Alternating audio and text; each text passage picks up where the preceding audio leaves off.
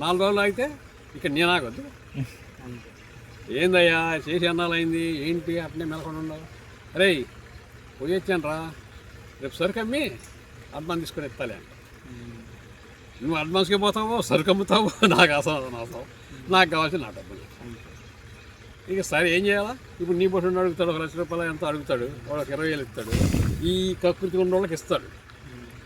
కకృతి అమ్మాయి అయిపోయినాయి అమ్మాయి రాకుండా రోజులు. ఇంకా సరుకు అమ్మిన తర్వాత వాళ్ళు మామూలుగా ఇమ్యూనిటీకి కావాలంటే దాంట్లో వచ్చేసి కింటకు 100 రూపాయలు తగ్గిస్తాడు అక్కడ. అదేందయ్యా కింటకు 100 రూపాయలు తగ్గి? అవును ఏమంటే కావాలన్నా ఒక డబ్బు కాదు. 15 రోజులు ఆగు, 15 రోజులు ఆగు, 15 రోజులు మొత్తం తీసుకెళ్ళు. ఇదేంటండి సరుకు ఇచ్చాను కదా, నా సరుకు దగ్గర పెట్టుకుని మీరు 15 రోజులు ఆగటం, అతను దానికి సమాధానం చెప్పుకోవటం, ఇదంతా ఏంటి? అయితే తీసుకెళ్ళు. అప్పుడేంది రాను పోని బాడికి నీకే బొక్క వాడి.